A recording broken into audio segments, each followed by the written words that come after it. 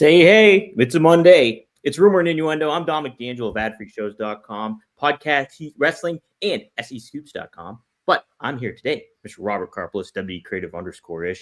And man, did WWE flip its narrative on its head for WrestleMania season. Robert, happy Monday to you, my man. Happy Monday to you, Don. Happy Monday to those folks joining us live in the chat. We'll say hi to some of those folks here. Ron Ward asks, okay, who gave the video a like before it even started? Ron, they knew. They knew. Oh, it was E, but whoever it was knew they were getting a quality episode of Rumor and Innuendo. No worries, no concerns here. Cammy Star says, after morning R&I, just a reminder, Raw is early today, 2 p.m. Eastern. It is indeed. I am so excited. Do you want me to play it? No. I really don't. Johnny Isco says, good day, R&I. Hey, don't forget this one. Triple E says, what's up? That's 9 because Rob Van Dam returns live tonight. So excited. Whoop, whoop. 9:15 p.m. RVDTV.com. Rob returns. Talks about being a dad. Going to be fun stuff. Maybe smoking with Finn Balor for training with Finn Balor. Have to see. I don't know what's going on. Trey Owen says, just got my lunch. R&I is on and Raw will be on in 2 hours. People are very excited about this 2 p.m. Raw start time, rightfully so. And Juana Breeze points out, hello, R&I. So far in 2026, WWE doing the exact opposite of Robert's predictions. They certainly are. And I am a little intrigued by what I saw this past Friday on SmackDown. I tried very, very hard to avoid any sort of spoilers to go watch SmackDown, thinking I was safe. Fortunately, one of the individuals in this main event match, who subsequently became world champion, I forgot where, Facebook friends on the kayfabe side, or the non-kayfabe side, and he had posted a picture of himself with his title, and I was like, son of a bitch. You got me. Yeah. I got. You got indeed. And Europe, Berlin got by WWE at SmackDown. Sure enough, it was the 3-hour show. Robert, when did you watch it? When did you catch up on it? I watched it probably Friday evening. I started watching it while it was on. Yeah. All right. Well, yeah. Would you, for an assessment of a 3-hour show, how did it go for you? How was the flow? I thought it was a fantastic show overall. I've enjoyed the last 2 weeks of SmackDown. The 3-hour pace. Yes, there's a lot. I'm pulling up my notes. That's what I'm doing here, slightly off screen. But I thought that the way that they've built out the roster, the way that they've made a sense of importance around not only the world title, but everybody being focused on being world champion is a very interesting decision. Opening the show with Randy Orton and Trick Williams, again, letting a guy who's new, in quotes, to WWE main roster programming. He's obviously been a fixture on NXT and on TNA as their former world champion. When you've put him in there with Sami Zayn and he held his own, you put him in there with Randy Orton and he held his own, and then you put him in a match with Rey Fenix, it's clear this is a guy that they are high on. And I was a little cautious when they were debuting him. Right now, we're in that sort of Rumble Mania corridor. How much time are they going to really be able to give to Trick Williams? And is he going to hold up to the scrutiny? So far, Dom, he's been doing a great job. Absolutely. And yeah, I think what you just said, I think to the point, they have a lot of confidence in him. And I'm intrigued, once Royal Rumble hits, how they're going to utilize him in that match.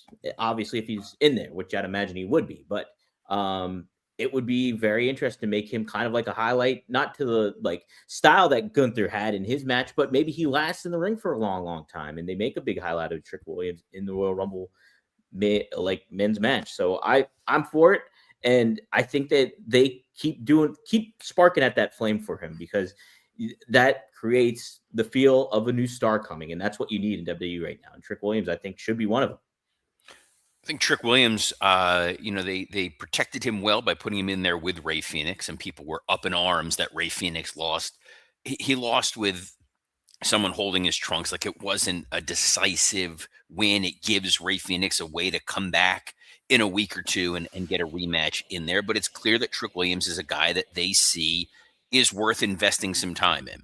And I think if Trick Williams is debuting on SmackDown, it does kind of feel like Obafemi is going to wind up debuting on Raw, or else you have sort of two big guy former NXT world champions trying to occupy the exact same space. Absolutely. Absolutely. What else besides the main event stood out to you, Rob? I'm looking through the rest of the card there.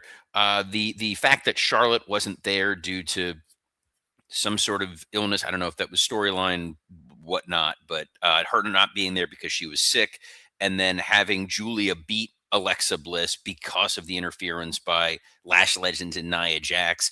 Nice little piece of business, giving Julia a solid win now that she is the United States champion on the women's side of the ledger. Again. Allowing Alexa Bliss to have a follow up story, which is these two tag teams are going to go at it, and more reason for everybody to dislike one another going into the Royal Rumble. They also sunsetted in a lot of ways the MFT Wyatt feud. Yep. It'll still sort of continue, but the idea was we need Solo elsewhere. So whether this winds up being kind of the full blow off and they go their separate ways, or we see it go the opposite, which is Bo Dallas now becomes a huge thorn in the side of Solo for the qualifying matches that were announced for this week's SmackDown. Did you like that concept in addition to it? I think it really circled around and made what we were talking about with how the Royal Rumble world title match is typically like, oh, plug and play, basically. This is kind of like you get over that one. You don't really think about it too much. This one kind of gives it a little bit more stakes and makes it feel a little bit more important, and a thing that can typically be like, oh, we're here for the men's Royal Rumble match, the women's Royal Rumble match. Let's get to WrestleMania. Yeah, and the whoever winds up competing in that spot, it's sort of a lame duck position, or generally has been this year. They're throwing some caution on the wind. We said last week WWE in August, September is going to look a lot different than it did in January. It looked a lot different Friday than it does Monday. And I think that's kind of exciting and interesting, and a little bit of a different change of pace. But the fact is, they know that this past week's episode of SmackDown was going up against a big night of college football. It was Correct. the playoffs, so they wanted to build a little bit of intrigue. Raw tonight, pre-taped. It's going to be taking place at 2:00 Eastern. They're over in Europe. Next week, I believe SmackDown's still in Europe, if I'm not mistaken. So the idea of announcing a number of matches in advance that you're going to get to see across those 3 hours, you're filling up time. Mm-hmm. So it's Randy Orton and The Miz. It's Matt Cardona, Trick Williams, Damian Priest, Solo Sikoa, Sami Zayn, Ilya Dragunov. All those people have a reason to be involved in this. They all sort of have some version of a story going on with them and a desire to be world champion, independent of the two men that both fell to Drew McIntyre in one form or another in the main event.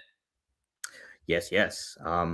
Where do you, before we get to that, where do you think who do you think is going to be that contender for Royal Rumble ultimately at this juncture? I think there's a number of options. The idea is that the winners of this go to a 4-way at, I think, Saturday night's main event.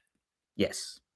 So it feels like we're getting to Orton, Trick, Priest, and Sammy. Mm-hmm. I would be cautious with going this early with a Trick Williams. Yeah, me too. Definitely me too. Mm-hmm. The guy who seems kind of the most perfect for getting fed to a new world champion in Drew McIntyre is Damian Priest. Interesting. And they teased that a little bit on the episode earlier on the show, with Drew and Priest having a little confrontation in the back. Yeah, I don't know. I almost feel like Sami Zayn might be the one to fit that bill too. I would be careful with that, because I think that there does seem to be, they laid the groundwork for a Sami Zayn world title win. He's never been world champion. He's a guy who, when he wins the world title, it'll feel remarkably important. Yes.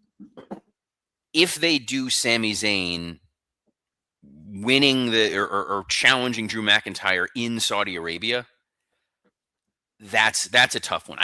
Look, there's a world in which they push Sami Zayn's world title win to next year's WrestleMania, and they treat it almost as sort of a cheat of a homecoming. Like whenever they go over to anywhere in the UK, it's where Drew McIntyre is from. No matter Right. whether you're in England, Scotland, Wales, doesn't really matter.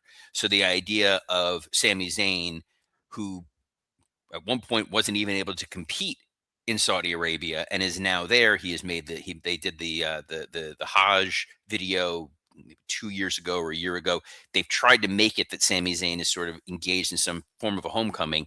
I think you only get one bite of the apple there. So Mhm. you could go Sami Zayn Drew, but if Sami loses in that situation, it's like, where do you go with him from there?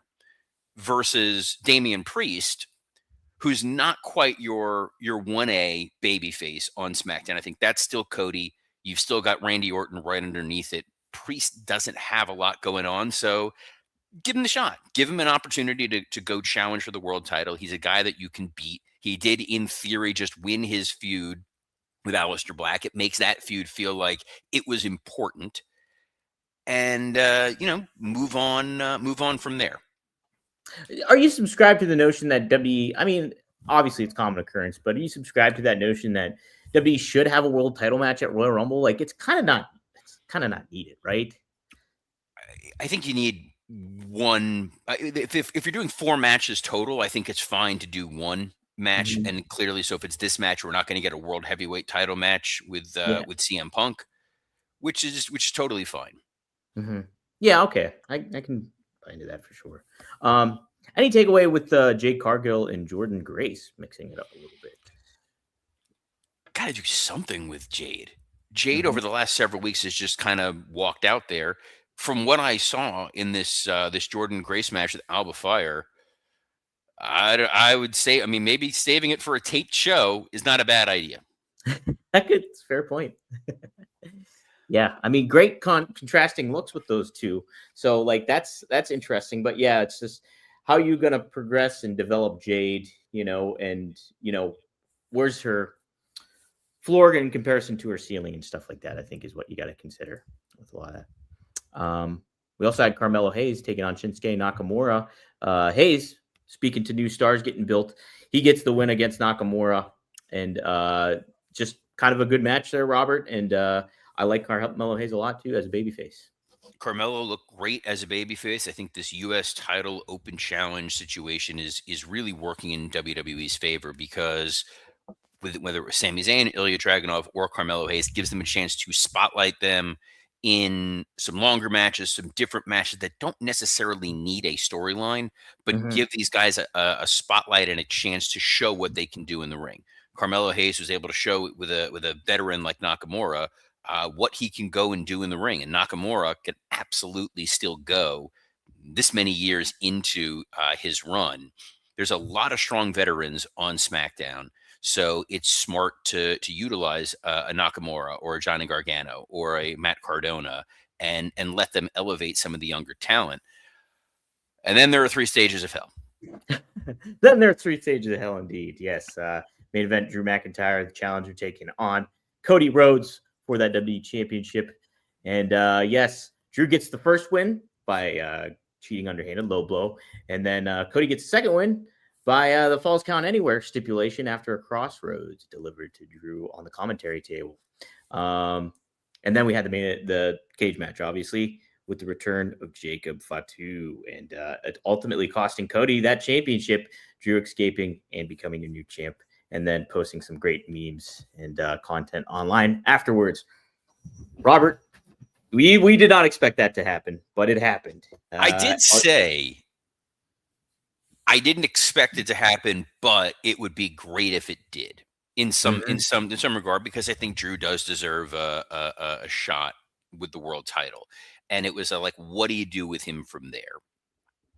The way that we got there, Scott Chaplin sent me a video.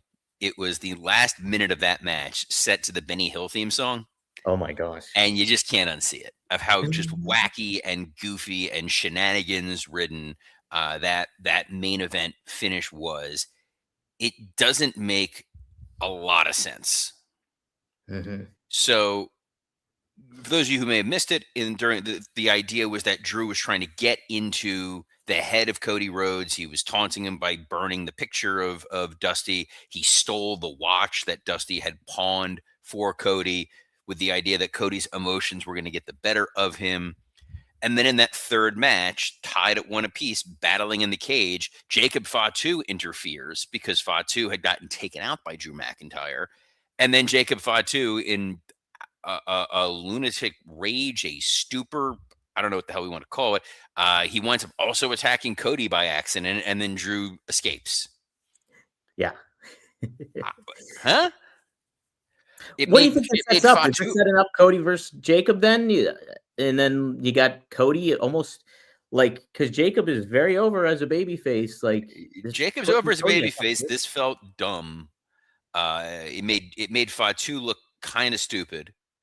Mm-hmm. Especially because there was the story that they're going to tell, which was Cody was at the top of the cage, and rather than climb over and win, he decided he had to go do the Cody Cutter.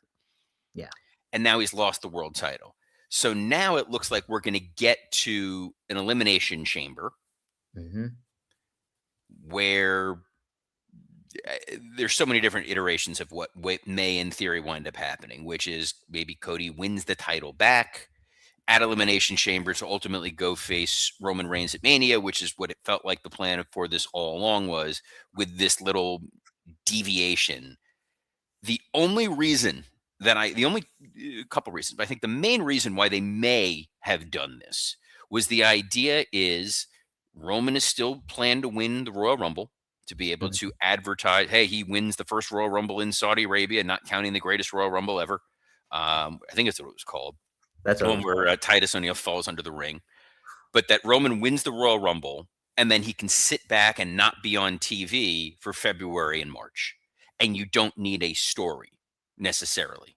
So it's, I'm going to sit back, I'm going to see you, I'm going to call my shot, because I had already, at the end of War Games, or whatever that was, looked at Punk and looked at Roman or Cody, and I was like, one of you guys, I'm going to come after your title. Maybe that's where that's going. So the idea is Roman's off TV. We don't necessarily need a long, detailed story for Cody. And then you can get to the Elimination Chamber, which can be a lot of the folks that we see in this qualifier situation thrown in there. So it's Drew, it's Fatu, it's Cody, it's Orton, it's Trick Williams, it's Solo or Sammy put in there. Shake it all up. Cody wins the title back again to then go face Roman Reigns. It's not a great story. That's not compelling that much. It's not super compelling, but it does give you a reason to keep Roman off TV while sitting there waiting as the number one contender. Yeah, but I mean, like, I get Roman's a big star and like one of your biggest names, like in the past decade and stuff. But it's just, if he's not there, and you're building to cultivate new stars and make it feel like a big deal and all this aspect that you're really trying to pay attention to. And what's arguably a pretty, I mean, every year is a big year for WWE, but this is a big one too. You want to put your best foot forward when it comes to that too at the same time. I don't know. It's a risk. I think it's a risk to do that with Roman. I think that with Roman sitting in the catbird seat, I think is the phrase they always use, the idea that he can just kind of sit back and see what's happening. You can still have Roman as a presence on WWE TV without necessarily him being there week in and week out. And the idea is not only is someone trying to win the WWE title, they want to win for the opportunity to main event WrestleMania against Roman Reigns as the challenger. So you've kind of flipped the script a little bit. That Hunter had said before, Roman was sliding into that Undertaker spot of whoever gets to face Roman Reigns, that's your big moment. That's your big match. So if the value is wrestling Roman Reigns at WrestleMania is the equivalent to wrestling The Undertaker back in the day, or main eventing the show, this does get you there. That your prize is winning the Elimination Chamber, winning the title, and facing Roman Reigns to headline WrestleMania, which frees Punk up, in theory, to do whatever it is that they're going to do on the Raw side of the ledger.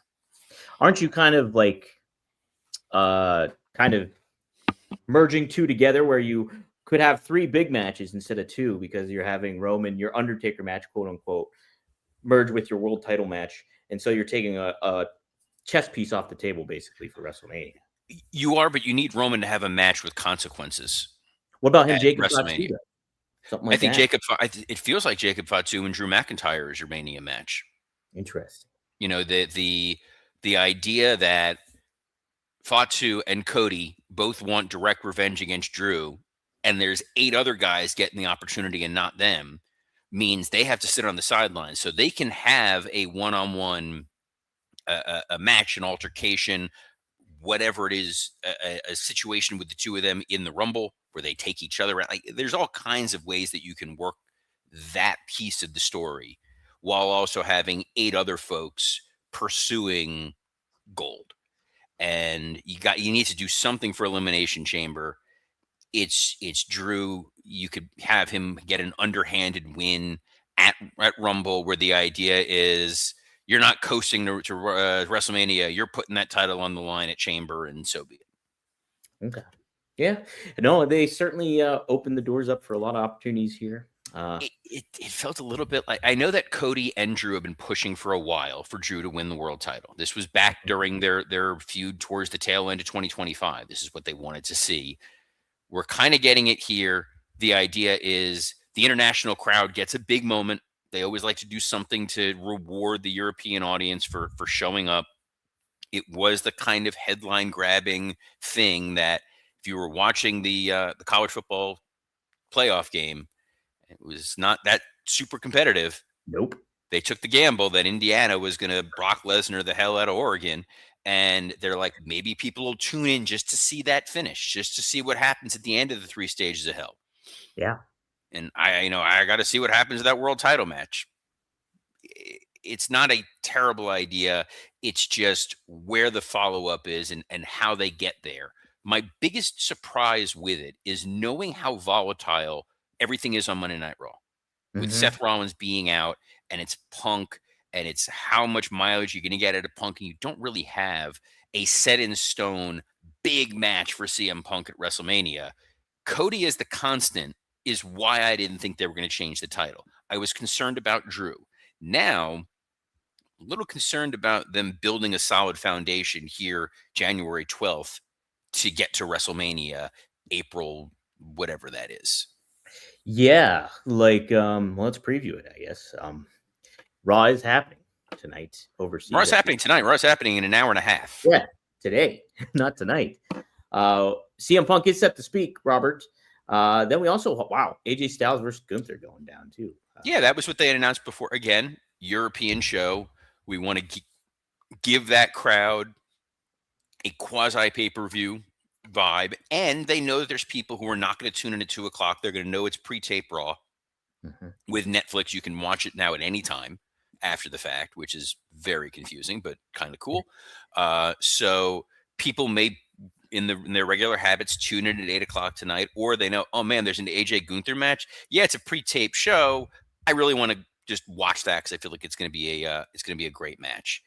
They also loaded it up with we had thought some version of a 6-man or an 8-man with the Lucha folks who attacked the Vision. We're getting a tag match, Dom. Tag match. They're whittling it down a little bit. It's Penta and Dragon Lee. They're going up against the Vision. That's Bronson Reed and Austin Theory. Yeah, fun match, I think, set up for that European crowd. Don't know exactly where it's going to all develop to and everything, because where are you going to put Bronson Reed? Where are you putting Austin Theory? And next, what's next for Penta and them too? You're putting them all in the Rumble, Dom. True. All these guys are going into the Royal Rumble because now the Paul Heyman narrative is everybody else has a 1 in 30 chance. The Vision has a 4 in 30 chance. Yeah. 2 in 15. If we want to start doing some Steiner math, it's 1 in 7.5 chance of winning. So you need a half person. So maybe Hornswoggle's in this. Hornswoggle might be. But yeah, the idea is the Vision is, if one wins, they all win. So they're going in the Rumble. You've now got Penta and Dragon Lee and Rey Mysterio going into the Rumble with 2 missions: try to win and try to ensure that the Vision don't win. You've got the 8 guys that are vying for now 10 guys vying for Drew McIntyre's world title. I mean, one of them's getting the shot. The other 9 are getting thrown in there.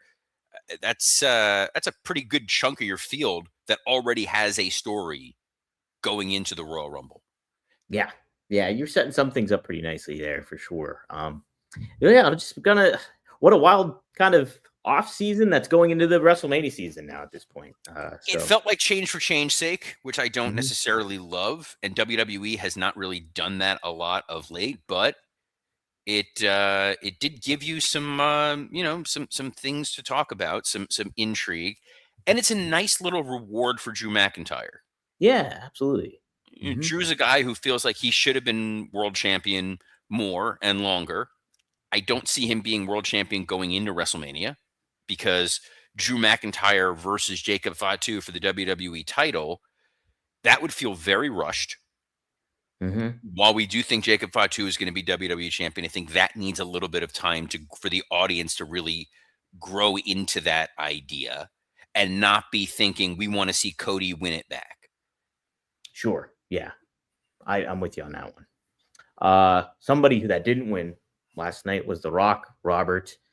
He was a nominee for the Golden Globes for the Fighting Machine. Or that's what it's called, Smashing right? machine. Smashing Machine, and he did not win.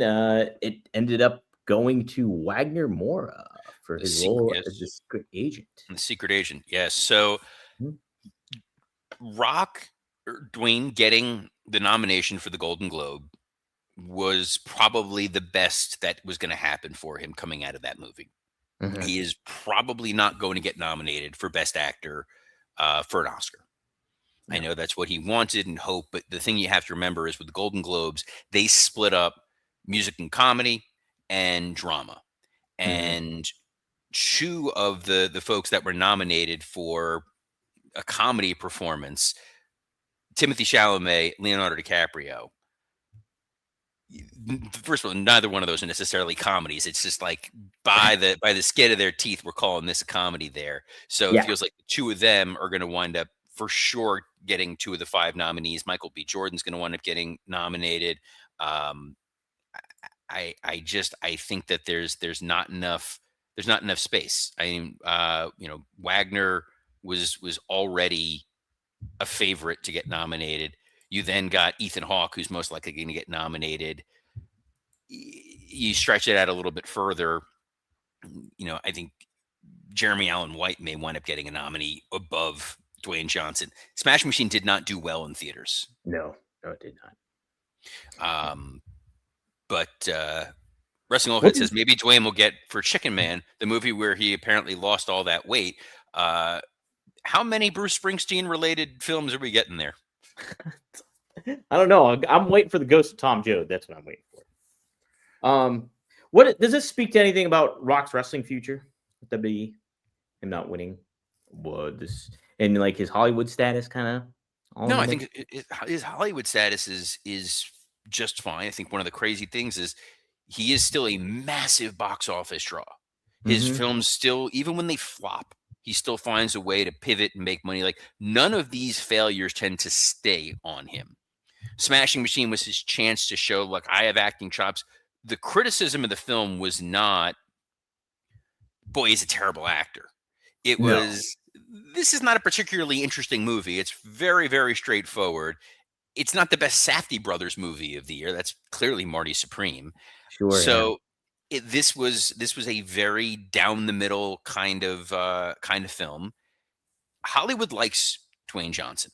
There's an effortlessness to him with that crowd that we all see through. We're used to it's the Rockets, the Carney nonsense. In mainstream Hollywood, Dwayne is a unique novelty. And boy, he feels like a big movie star, and it's funny to see him sit there with Kevin Hart. He's doing another Jumanji. He'll be fine. he'll be all right. He's the people's champ. He is the people's champ. We are the people's podcast, I guess. Hey, Are we? I don't know. We're rumor and innuendo. We're whatever the hell we are. But we will be back at noon Eastern tomorrow to talk everything that's about to happen at 2 p.m. Eastern today. It's why we're not delving too deep into the Raw preview because some of y'all might be listening to this 3, 4, 5, knowing the way that Dom posts. This will probably be posted 7 hours after Raw's over. 11 p.m. tonight. 11 p.m. While he's hanging out there with Rob Van Dam and whoever else your guests are. But we'll be back tomorrow to break down everything that happens on Monday Night Raw. You can catch us on a plethora of platforms, including the WWE Creative _ISH X account, the @Dominic D'Angelo X account, the @SE Scoops X account, and on YouTube on Rumor and Innuendo, Podcast Heat, and ad-free shows. So on behalf of the man who has great taste in music and terrible taste in football teams, Dominic D'Angelo, I'm Robert Karpolis. Best of luck in your future endeavors. Help. I need somebody. Maybe a paperback writer. Shh.